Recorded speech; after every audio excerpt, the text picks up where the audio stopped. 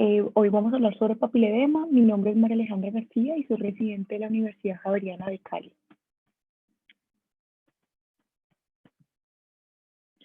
Bueno, entonces para poder entender el tema que hoy vamos a tratar, tenemos que recordar sobre el nervio óptico. Entonces tenemos que este es el segundo nervio craneal que va a estar conformado por más de 1 millón de axones que se originan en las células ganglionares de la retina y estos van a llegar hasta el ganglio geniculado lateral del tálamo. Entonces tenemos que la vía visual empieza en la parte posterior del globo ocular y termina justo en la corteza visual primaria. Esta vía visual está formada por unas neuronas. Tenemos que la primera y la segunda se encuentran a nivel de la retina y aquí hablaríamos de los fotorreceptores y de las células bipolares. Tenemos la tercera neurona, que serían las células ganglionares, y ellos van a extender sus axones por fuera del globo ocular por el nervio óptico, después se van a decusar en el quiasma y van a llegar hasta el ganglio geniculado lateral del tálamo. El nervio óptico se considera que es una extensión del sistema nervioso central, ya que este va a estar cubierto por astrocitos y pues recordemos que el resto de los nervios periféricos van a estar recubiertos por células de Schwann, lo que hace que el nervio óptico sea diferente pues a los demás.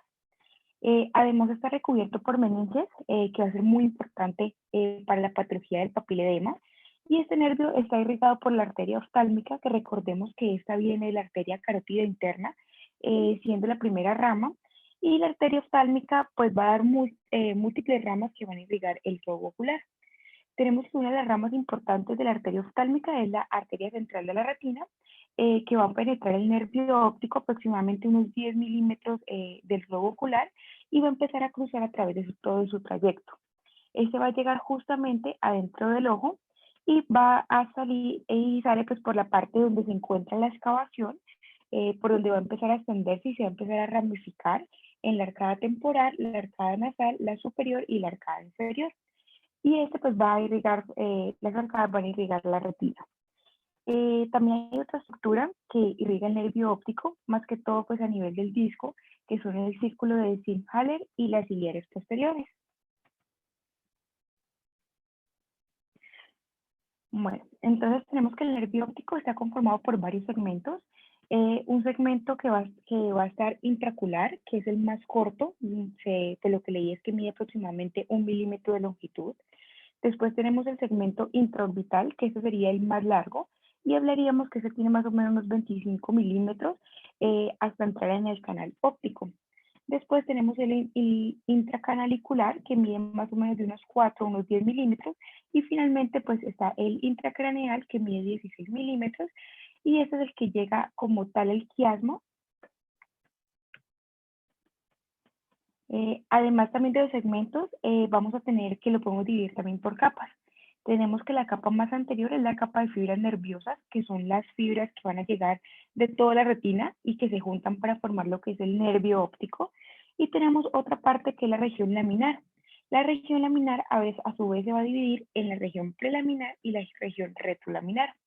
Estas tres partes están diferenciadas es por la presencia de un tejido conectivo que va a depender de la esclera y que se conoce como la lámina cribosa. Entonces tenemos que la prelaminar estaría antes de la lámina cribosa y la retrolaminar estaría justamente después de la lámina cribosa. Bueno, entonces tenemos que el disco óptico, que sería como la superficie más anterior, que es la parte que todos nosotros podemos visualizar. Pues como sabemos, este tiene tamaño y forma que va a ser variable. Esto depende de cada individuo y también va a depender mucho de la parte genética, de la raza, o si está acompañado con miopía o con hipermetropía, pues por la longitud axial del ojo. Sin embargo, el nervio óptico tiene un promedio que mide más o menos 1.5 a unos 2 milímetros aproximadamente. Y va a tener una depresión, esta depresión va a ser central o puede estar algo temporal, que sería lo que conocemos como la excavación fisiológica. Aquí no va a haber fibras nerviosas como lo hay en el anillo neuroretinal, que es el que podemos visualizar alrededor. Y es por esta excavación donde van a pasar los vasos retinianos y por donde podemos visualizar en algunos casos la lámina cribosa, que le quedará como tal un soporte al nervio óptico. Bueno, Entonces, como ya hemos dicho, el nervio óptico se puede dividir en tres áreas, que es la área preliminar, que es el área que está antes de la lámina cribosa, la laminar, o donde está la lámina cribosa, y finalmente la retrolaminar, que es después de la lámina cribosa. Entonces tenemos que en el área prelaminar las fibras van a empezar a organizarse en una especie de fascículos que se van a agrupar como por axones de las fibras de las células ganglionares. Aquí empiezan a aparecer ya los astrocitos, que son los que van a organizar estas fibras o en los fascículos y van a empezar a formar la malla que se va a continuar con la membrana limitante interna. Y esos astrocitos ayudan a que esta región pues se empiece a formar. Dice que más o menos aporta un 10% de lo que es el volumen del nervio óptico. Después tenemos el área laminar o la lámina cribosa, que son varias placas de tejido conectivo. Esas se continúan con la esclera. Además, estas placas van a tener unos poros o a través de esos poros que ella tiene es por donde van a pasar los fascículos que se habían formado con los axones de las fibras nerviosas. En esta lámina cribosa la compone colágeno, la compone también elastina y es la encargada de dar como un soporte a estas fibras axonales. Además, es un punto también como de fijación para los vasos que van a pasar a nivel del disco óptico. Y pues para finalizar tenemos el área retrolaminar que viene siendo después de la lámina cribosa y en esta región es la que está el recubrimiento menicio y la mielinización de las fibras nerviosas. Y aquí con todo este recubierto ya tenemos que el diámetro del nervio óptico puede llegar a aumentar hasta unos 3 milímetros.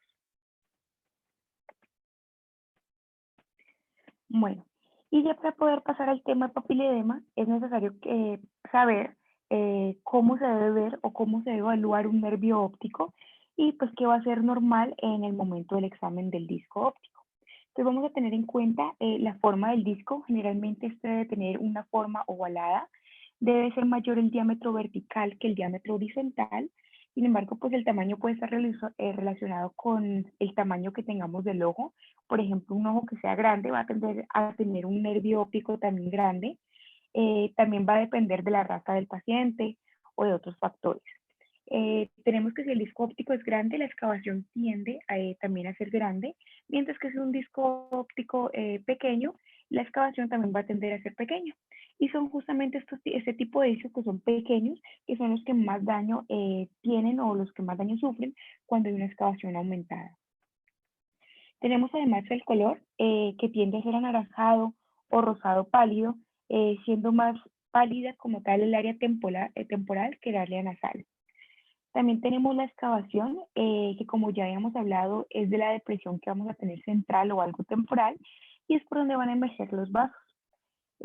En algunas veces podemos ver a través de ella la lámina extribosa, que es la que pues ahorita también hablábamos, y en la parte de la vasculatura tenemos que por esta depresión es donde van a emerger los vasos para convertirse en las arcadas.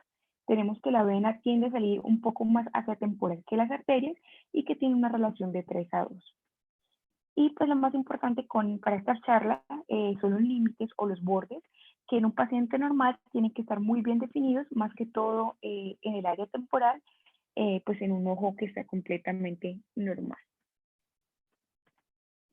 Bueno, y ya pues entrando en el tema papiledema, primero vamos a comenzar es con la definición. Tenemos que el papiledema es un edema de disco óptico, pero que va a estar causado por una presión intracraneal elevada. Si la presión intracraneal no se encuentra elevada, no estaríamos hablando de un papiledema, sino de una causa de un edema de disco. Ese papiledema generalmente se encuentra bilateral, muy pocas veces vamos a verlo unilateral. También se caracteriza por ser simétrico, aunque algunas veces también puede cursar de manera asimétrica. El papiledema tiende a no tumbar la visión del paciente, a no ser que ya sea un papiledema que sea crónico, que puede llegar a disminuir en algo la agudeza visual. De lo contrario, vamos a encontrar la agudeza visual muy bien en el paciente. Bueno, entonces, ¿cómo se produce el papiledema? Pues se dice que el papiledema se produce porque normalmente la presión del líquido cefalorraquídeo es de 6 a 16 milímetros de mercurio, pero pues esta puede aumentarse y ya tenemos que valores mayores de 18 o 20 milímetros de mercurio, pues ya decimos que la presión intracraneal está aumentada.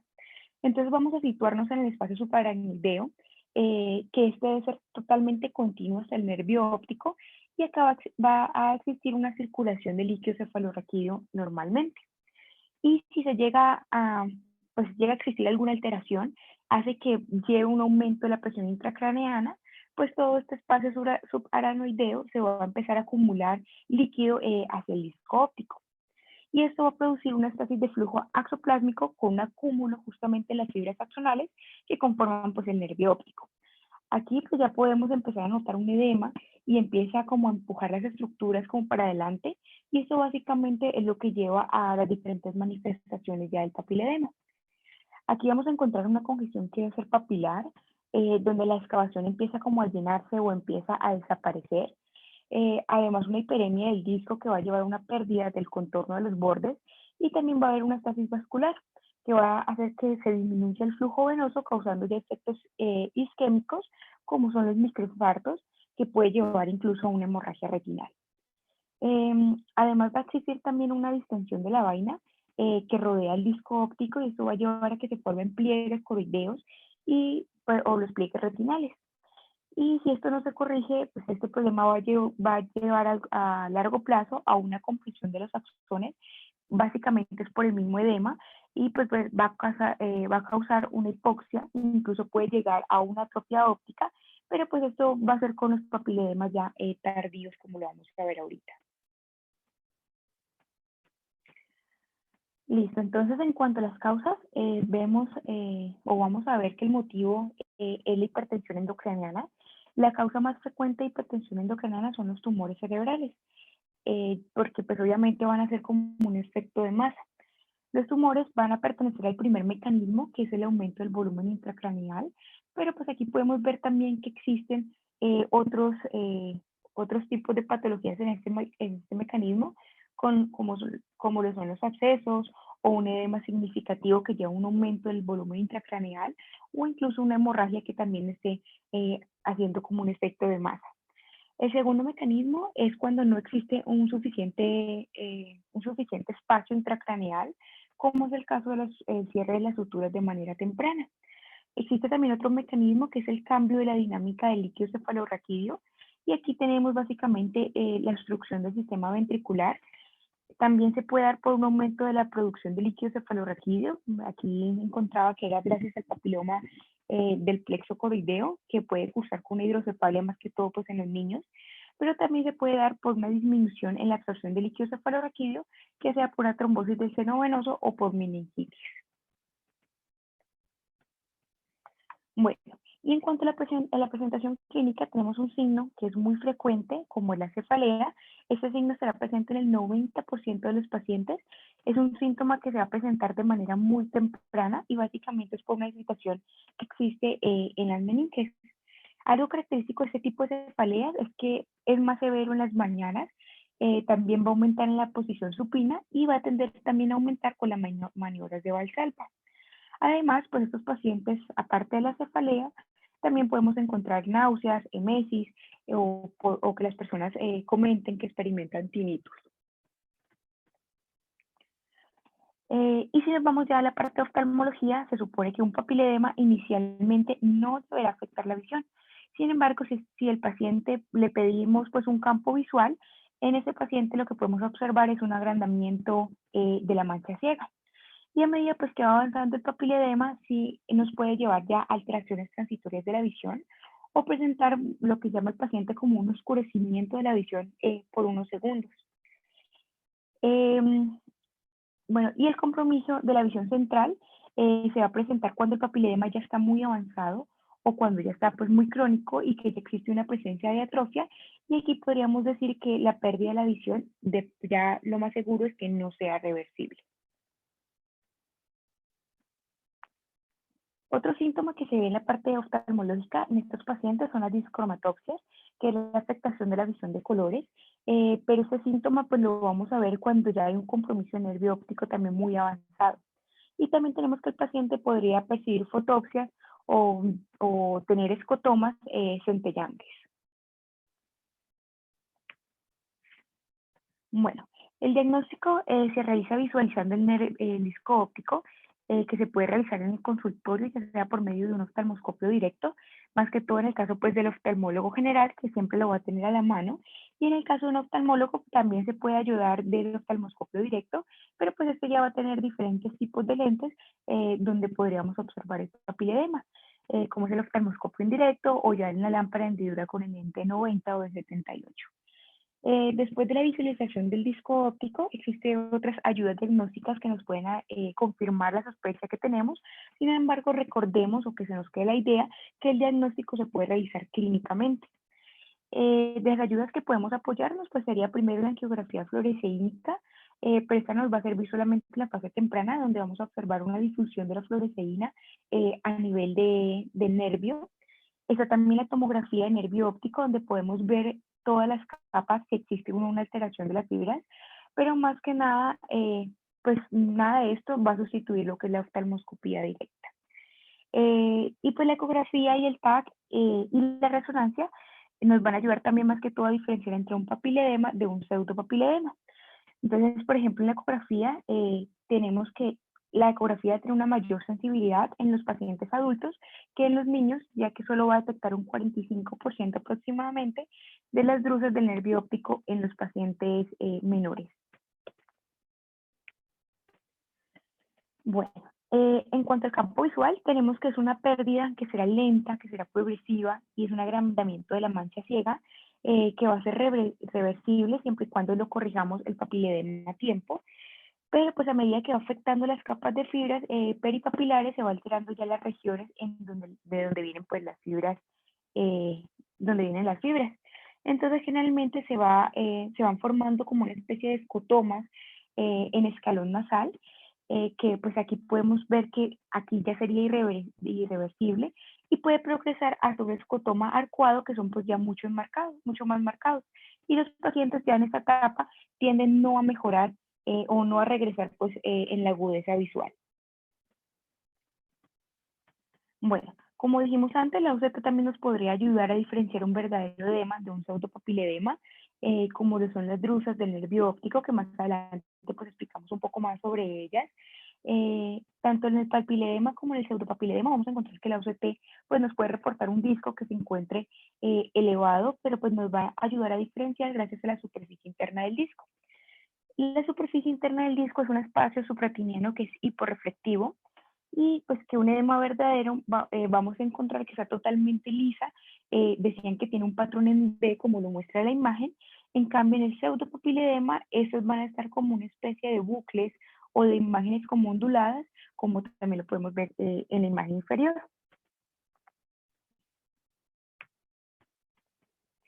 Aquí podemos ver también la imagen a la izquierda, es un examen de angiografía fluoresceínica con un papiledema bilateral versus la imagen de la derecha, que sería un pseudopapiledema por drusas de nervio óptico. Básicamente pues, vamos a observar los puntos hiperautofluorescentes que se hacen pues, gracias a los depósitos de calcios que tendrían los componentes o los pacientes que tienen componente de drusas. Bueno, y esto es lo que vamos a encontrar, esta imagen en fondo de ojo de un paciente con papiledema. Aquí lo característico es que existirá un borramiento de los márgenes del disco.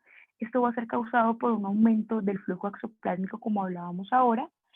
Además, vamos a encontrar también un llenado de la excavación y básicamente es porque las fibras se empiezan a desplazar hacia adelante y van a empezar a ocupar el espacio de la excavación. Otro de los signos mecánicos es una elevación de la cabeza del nervio óptico, además también de un edema de las capas de fibras.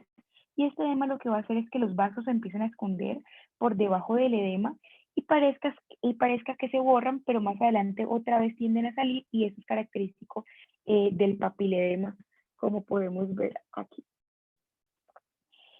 También podemos encontrar los signos vasculares, donde encontramos una alteración vascular a nivel del disco óptico.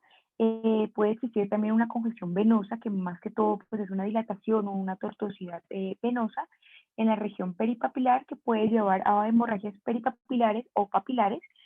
Y también pues habrá una hiperemia de la cabeza del nervio óptico. Incluso por esta misma presión puede llevar a existir infartos en las capas de fibras que van a aparecer como unas manchas que son blanco-algodonosas o como exudados blandos. Bueno, un signo muy importante para diferenciar del edema de disco, ya sea por papiledema, de un pseudopapiledema, son los pliegues retinales o los pliegues coroideos. Y se dice que si estos están, serían patognomónicos de un verdadero edema. Eso tiene una sensibilidad del 100%, pero pues a veces no se encuentran presentes en los pacientes. Pero pues si lo hay, de una hay que pensar en un edema verdadero de disco óptico. Y estos son como unas marcas que nos van a indicar hasta dónde llega la inflamación del disco, ya que ha existido una distensión de la porción más distal del espacio subaracnoideo del nervio óptico. Entonces aquí pues tenemos igual otra representación del papiledema, notando pues el borramiento de los bordes del disco, también tiene una capa de fibras que está bastante engrosadas o bastante dematizadas, y también pues se puede ver la tortuosidad de los vasos que van a emerger del disco. Bueno, en cuanto a la clasificación, tenemos la clasificación de Friesen, que es una escala para el papiledema. Esta se va a dividir en 6 etapas y se basa en varios hallazgos, como es el halo que se forma alrededor del papiledema. También se basa en las capas de las fibras nerviosas y en cómo se encuentran los vasos en el momento del examen. Esto nos da una etapa 0, que sería una papila totalmente normal, hasta una etapa 5, donde ya existe una expansión lateral del disco óptico con una protrusión en forma de domo y pues con un halo que está levemente marcado. En esta capa los vasos peripapilares se encuentran ya oscurecidos y pueden incluso llegar hasta la superficie del domo. Sin embargo, pues hay una clasificación que es mucho más sencilla y mucho más práctica, que es la clasificación por estadios del papiledema. Entonces tenemos que pues a medida que va avanzando el papiledema hay diferentes estadios y esto también pues va a depender del grado de hipertensión que tenga el paciente. Tenemos los estadios incipiente, está el estadio establecido, está el crónico y por último tenemos el estadio ya atrófico. Bueno, el primer estadio es el papiledema temprano y en este estadio tiende a ser más difícil realizar pues el diagnóstico, ya que los signos que se van a presentar aquí no son tan claros, son más que todo signos muy sutiles. Aquí se empieza a presentar un borramiento que empieza a nivel nasal, después pasa a la parte superior y después a la parte inferior. Pero pues si nos acordamos de lo que dije al principio, estas partes pueden tender a estar un poco más borradas en un fondo de ojo de un paciente que está totalmente normal. Por eso es muy difícil diagnosticar el paciente cuando está en este estadio. Además, en ese nivel ya hay una pérdida de la claridad de las fibras, puede también visualizarse una leve hiperemia del disco, pero aún se conserva la excavación, incluso puede llegar a existir ciertas hemorragias, pero si existen, pues son muy pequeñas.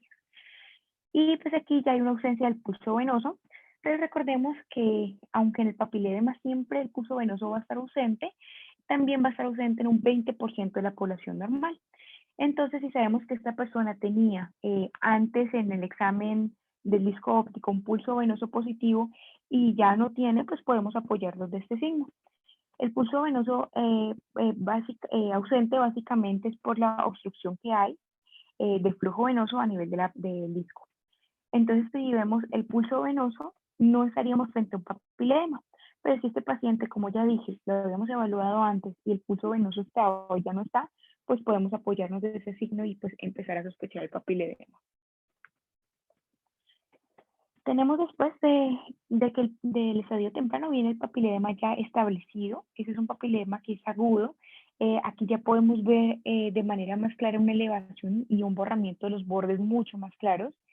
Tenemos que también puede haber exudados visibles, además de las manchas algodonosas, básicamente pues por la isquemia que se produce en la región peripapilar.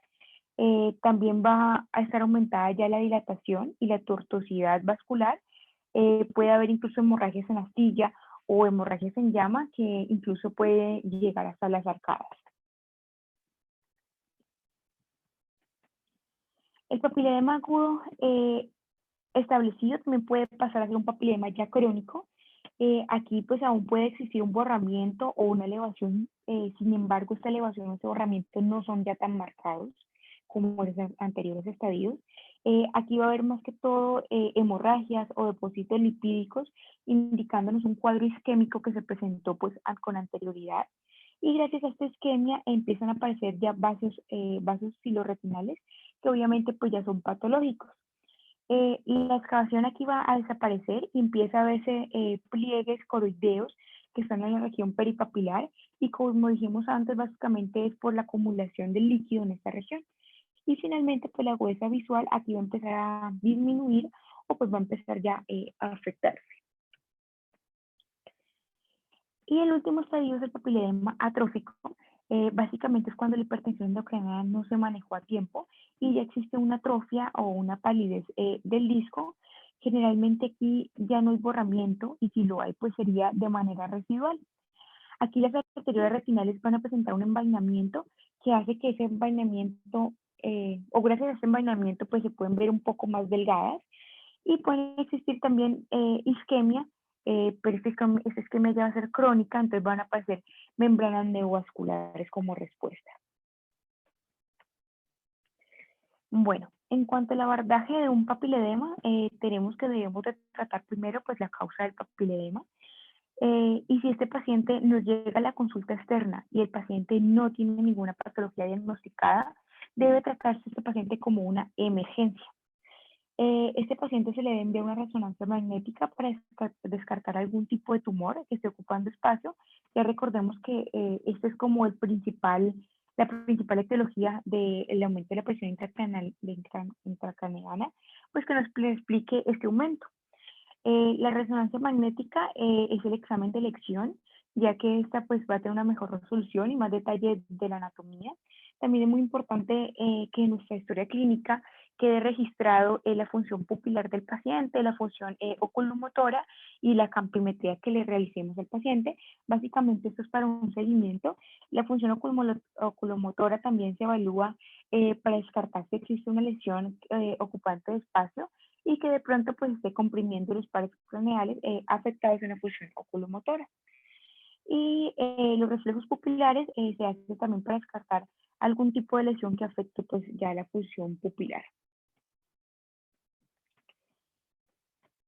También se puede realizar en estos pacientes una punción lumbar si sospechamos una hipertensión endocrinal y si la resonancia magnética sale pues completamente normal. Y esta básicamente pues nos diría la punción lumbar si el paciente se encuentra ante una hipertensión endocriniana o si no la tiene. Y también pues nos sirve pues para hacer un análisis de líquido cefalorraquídeo. Tenemos que uno de los resultados puede ser una presión intracraneana elevada, pero con un líquido cefalorraquídeo totalmente normal y con las imágenes también normales. Entonces aquí podríamos estar ante una hipertensión endocriniana ya idiopática. Este tipo de patología es mucho más común en mujeres, generalmente son mujeres que son obesas, aunque un 50% de los casos queda como idiopática y pues nos llevará ya a un papiledema tardío o un papiledema crónico, porque pues es muy difícil de tratar. Un factor de riesgo para esta enfermedad es el embarazo o las mujeres que están en el posparto o que ya pues tienen algún desorden endocrino. Y tenemos que la hipertensión endocrinal idiopática se maneja con inhibidores de la anhidrasa carbónica, que básicamente lo que busca es disminuir el líquido cefalorraquídeo, o ya, pues si esto no funciona, toca hacer derivaciones, pues si lo anterior pues no funciona. Bueno, en cuanto al diagnóstico diferencial, como podemos ver, existen muchas otras causas que nos pueden llevar a un borramiento del disco, como otras patologías que también pueden causar un edema de disco verdadero, como la neuritis óptica, la isquemia, la neuroretinitis o la infiltración tumoral. Y por otra parte tenemos el pseudopapiledema, que son causas generalmente son bilaterales, o que también pueden ser unilaterales, pero básicamente estos van a ser un borramiento del disco, pero no son un edema verdadero. Aquí en el pseudopapilledema tenemos que lo más frecuente son las drusas del nervio óptico o un nervio óptico que sea pequeño y que pues esté un poco inclinado. También tenemos la mielinización de fibras, incluso también tenemos las fracciones vitreopapilares o las anomalías congénitas que pueden dar la impresión de un falso papiledema. Bueno, entonces quería hablarles algo muy corto de algunos de los diagnósticos diferenciales de las patologías más frecuentes que se podrían confundir ya con un papiledema. Aquí tenemos la neuropatía óptica isquémica anterior, que en algunos casos también puede presentarse con un edema de disco óptico, ya sea con o sin hemorragia. Además, también puede tener un defecto de las capas de las fibras, pero pues aquí vamos a ver que los pacientes van a tener una pérdida de la visión que va a ser totalmente abrupta. La neuropatía óptica isquémica anterior está dividida en dos presentaciones. Tenemos la clase arterítica y la clase no arterítica. La arterítica es por una arteritis de células gigantes o por una arteritis temporal, que son pacientes que son un poco más viejos, que presentan signos de arteritis temporal clásicos que son como cefalea, claudicación mandibular, fiebre, fatiga, que pues son síntomas más constitucionales. Estos síntomas pueden aparecer de manera prodrómica o cursar justamente con la pérdida de la visión, pero esta pérdida de la visión recordemos que va a ser súbita y pues generalmente tiende a ser muy catastrófica. Incluso esos pacientes pueden llegar a la consulta con percepción de luces o incluso ya en NPL. También tenemos que la no arterítica es otra de las causas, como puede ser una hipertensión, una diabetes, una enfermedad vascular, o ya discos que sean muy pequeños y que pues, se pueden dar en pacientes que son más jóvenes que en la arterítica. Aquí en la no arterítica generalmente va a ser una pérdida súbita de la visión que va a ser indolora y recordemos que la neuritis sí puede presentar dolor, pues como más adelante vamos a verlo. El dolor de la neuritis, pues básicamente es un dolor ocular que va de leve a moderado y más que todo en los movimientos extraoculares. Bueno, este es el caso de un paciente de 62 años que consultó urgencias por pérdida de la visión súbita. Fue una pérdida indolora. Le hicieron el diagnóstico de una neuropatía óptica isquémica anterior no arterítica, que era clásica en el ojo izquierdo y pues era de forma incipiente en el ojo derecho. La agudeza visual de este paciente en el ojo derecho era 20/200 y en el ojo izquierdo era PL con un defecto pupilar aferente relativo. Entonces podemos ver en la imagen del ojo derecho que hay un edema que es sectorial, con una pérdida del contorno, igual que en el ojo izquierdo, aunque pues, en el ojo izquierdo está mucho más borrado y hay un edema mucho más marcado. Además, ya también hay hemorragias peripapilares que se alcanzan a ver.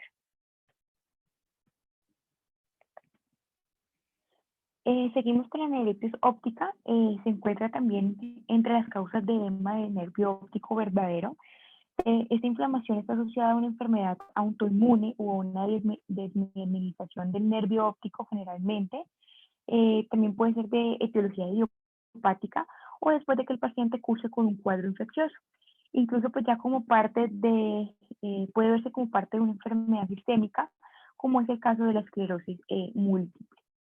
Esta enfermedad se puede presentar con alteraciones a nivel del disco óptico, donde veremos un edema anterior que se llamaría papilitis, pero pues como podemos ver ahí en la descripción, solamente vamos a encontrar un tercio de casos de neuritis óptica, que sería la papilitis. Y los otros 2/3 serían los retrovulvares, donde la apariencia del nervio óptico puede estar totalmente normal. En cuanto a la presentación clínica, tenemos la forma típica en estos casos, más que todo de los pacientes con esclerosis múltiple, o también tenemos la forma atípica, que es una presentación que es por otro tipo de patologías más que todo, ya sea una causa genética, infecciones, también causas tóxicas o pues otras enfermedades autoinmunes. Si es de presentación atípica, lo más importante primero es descartar que la etiología no sea por un lupus o por una artritis reumatoide y pues también descartar la neuromielitis óptica que también pues, se va a presentar de forma atípica. En la neuritis óptica típica tiene unas manifestaciones que, como su nombre lo indica, nos hace pensar mucho más rápido en esta patología porque es típica. Aquí tendremos una presentación que va a ser unilateral, que va a ser también aguda y que se da más que todo en pacientes de 16 a 45 años. También vemos que puede existir una forma típica escotomas centrales. Este va a ser un disco que puede estar normal o tener un leve edema. Generalmente se va a resolver a las 2 semanas o por lo menos vamos a ver una mejoría de la agudeza visual después de las 2 semanas. También pues vamos a ver que no está asociado a ninguna enfermedad sistémica, aparte de la esclerosis múltiple, y tenemos que si no existe esas características, pues ya estaríamos enfrentándonos a una presentación atípica. Entonces recordemos que el nervio óptico puede estar normal o puede estar con papilitis, que sería un borramiento del borde del disco, además de un edema de las capas de fibras y pues con una hiperemia.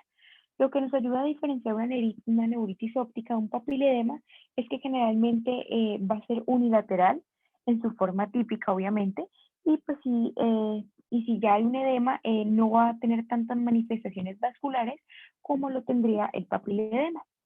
Recordemos que también hay una forma de presentación atípica y aquí pues habría que apoyarnos de la historia clínica, realizar también la agudeza visual, ya que si encontramos que hay una disminución de la agudeza visual, pensaríamos más hacia una neuritis que hacia un papiledema. Y pues para resumir o para comparar, traigo este cuadro donde comparamos lo más importante de cada una de las patologías que vimos anteriormente con el papiledema. Entonces, pues es muy importante es que el papiledema, la visión va a estar conservada y pues si observamos ya una disminución de la visión es porque ya estamos ante un papiledema que es crónico y recordemos pues ya que la neuropatía óptica isquémica, la agudeza visual se va a perder de forma abrupta y la neuritis óptica pues va también a perderse, pero esta pues tiende a avanzar. El papiledema, en cuanto a los síntomas, pues podemos ver cefalea, que sería como el signo o el síntoma más importante en estos pacientes, o que también podemos encontrar náuseas y vómito, más que todo en decúbito supino, con las maniobras también de Valsalva. En la neuritis óptica isquémica vamos a tener que esta es totalmente indolora en la no arterítica, y en la arterítica los síntomas más característicos son cefalea, fiebre o pues ya síntomas constitucionales. Y la neuritis óptica va a existir un dolor, pero en los movimientos extraoculares. En cuanto a la lateralidad, en el papiledema generalmente este va a ser bilateral y las otras dos generalmente tienden a ser unilaterales. Recordemos que el papiledema, el pronóstico va a ser bueno generalmente si se interviene a tiempo, mientras que la neuritis óptica isquémica tiende a tener un pobre pronóstico visual. En cuanto a las pupilas y los reflejos, en el papiledema no deben estar alterados, mientras que en otras pruebas pues, puede existir una afectación del efecto pupilar aferente. Otro diagnóstico diferencial es el pseudopapiledema y estos pues van a producir lo que parece un borramiento de los bordes, pero que no es un edema verdadero.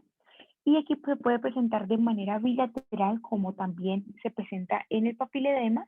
Dentro de las causas más frecuentes y pues más parecidas son las drusas de nervio óptico, y estos son cuerpos que son hielinos que se encuentran presentes en la superficie del disco óptico. Que el paciente que los tiene es porque nació con ellos y porque va a morir con ellos, y cada vez que pues empieza a avanzar la vida o la edad del paciente se pueden ver mucho más fácil, ya que en algunos casos se van volviendo un poco más prominentes en los pacientes con la edad. Y la importancia de su reconocimiento radica básicamente en la frecuente confusión con un verdadero edema papila. Entonces, si piensan que es un verdadero edema papila, pues eh, piensan que se debe tratar como un paciente con hipertensión endocrinana y empiezan a hacer exámenes innecesarios y pues hospitalizaciones también que no se necesitan. Algo que puede ser muy característico, que nos puede ayudar a diferenciar o descartar un papiledema es la presencia del pulso venoso, pero recordemos que el 20% de la población sana no va a tener pulso venoso. En el pseudopapiledema podemos encontrar pulso venoso, pero en el papiledema recordemos que este va a estar totalmente ausente. Bueno, algo característico es que tienden a calcificarse las drusas en las imágenes, más que todo en la ecografía ocular y en el TAC. y pues van a ser hiperautofluorescentes, notándose bastante en la geografía, como podemos ver en la imagen inferior. Y recordemos que si realizamos en un paciente con pseudopapiledema un OCT de nervio óptico, pues también lo podríamos diferenciar, como lo vimos anteriormente, más que todo por la superficie interna del disco, como vimos es un espacio supraciliano que va a ser hiporreflectivo, y en un edema verdadero vamos a encontrar que es totalmente liso, que tiene un patrón en B, como decíamos. En cambio, en el pseudopapiledema por drusa vamos a encontrar que tiene unas imágenes que son onduladas, también pues como lo podemos ver en la imagen superior. Y pues básicamente esto es lo que les traía el día de hoy. No sé si tienen algún comentario.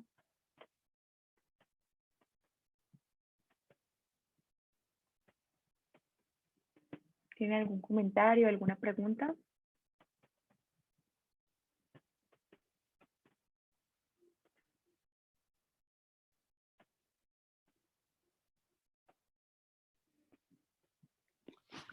Gracias, Alejandra. Muy bien Bueno, escucharla. Pues a mí me gusta mucho este tema para los estudiantes de medicina, porque, pues como pudieron ver, el papilema no es un tema oftalmológico, aunque el hallazgo es ocular. Entonces, cuando un paciente se presenta con papiledema, pues en realidad el médico tratante de este paciente inicialmente es el neurocirujano. Y eso es lo que debemos descartar primero, las patologías neuroquirúrgicas, que son las más urgentes y que de eso puede depender la vida del paciente. Entonces, siempre pensar que cuando hay un papiledema debe haber una lesión ocupante de espacio, que puede ser un tumor, un sangrado, un absceso, una hidrocefalia, bueno, todas las condiciones de las que Alejandra habló. Y que el paciente puede requerir un procedimiento quirúrgico inmediato. Por eso tenemos que referir al paciente, como dijo Alejandra, se debe considerar una urgencia médica. Esto no es diferido, no es darle una orden al paciente que diga resonancia urgente, porque él la va a tramitar y se va a demorar por lo menos 2 semanas logrando una autorización, y mientras pide la cita para el examen, el paciente va a presentar una complicación neurológica, no solamente la parte visual. Entonces al paciente lo vamos a mandar a hospitalizar inmediatamente a un sitio donde haya posibilidad de un resonador, o por lo menos para tomar escanografía, y que allí haya neurocirujano de turno en esa institución. Una vez empiezan a descartar cosas, pues ya va pasando a manos de otros especialistas. Puede que si no sale nada en la imagen, entonces se ha pasado a neurología o a medicina interna para tomar una punción lumbar, medir la presión de apertura, evaluar líquido cefalorraquídeo, descartar meningitis, carcinomatosis meningia, y todo esto pues ya va definiendo el tratamiento. Y una vez se descarte todo, incluyendo la parte vascular, las trombosis de los senos venosos, por ejemplo, pues si el paciente la tiene, hay que anticoagular, y si no, pues ya al paciente se le puede diagnosticar una hipertensión endocraniana idiopática, que es algo que es frecuente, más de lo que uno cree, especialmente en la población femenina, pues joven, con sobrepeso. Entonces considerar esto, y ya ahí sí pasa a manos del oftalmólogo. Es muy importante que ya el oftalmólogo se haga cargo de ese papiledema, porque no habiendo una causa neurológica, pues lo que hay que hacer es reducir presión intracraneal para que el papiledema resuelva y no pasemos a la fase de atrofia óptica, donde vimos que hay ya una pérdida visual irreversible. Entonces, esa sería como la secuencia en el estudio de un paciente con papiledema. Y pues para que uno diagnostique un papiledema tiene que estar muy seguro del fondo de ojo que hizo.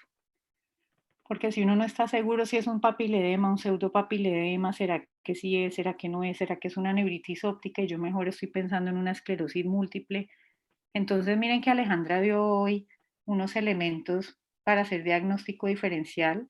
Cómo está la agudeza visual, es unilateral, es bilateral, el paciente está con un cuadro indoloro, es mayor, es joven. Todo esto nos va a ayudar a hacer diagnóstico diferencial y tomar una decisión de la conducta. Pero digamos que en última, si uno tiene dudas, es preferible pecar a favor del paciente y de todas maneras tomar una imagen, ¿no? Si uno no está seguro si es un papilema o un pseudopapilema. Hay momentos en los que uno no puede darse el lujo de esperar una tomografía de nervio óptico, o un campo visual o una angiografía si uno tiene que tomar una decisión inmediata, ¿no? Entonces, por eso es tan Sí. importante en la valoración del fondo de ojo definir si es un papilema o no lo es. Y si ustedes creen que sí es, entonces hay que actuar de manera consecuente y pues referir ese paciente a un nivel 3 o 4. ¿Tienen alguna? Bueno, te quería corregir, Alejandra, el término es neuropatía Sí. óptica isquémica, no neuritis óptica isquémica. Ay, qué pena. Sí, doctora, sí, neuropatía óptica isquémica. Bueno, ¿alguna duda?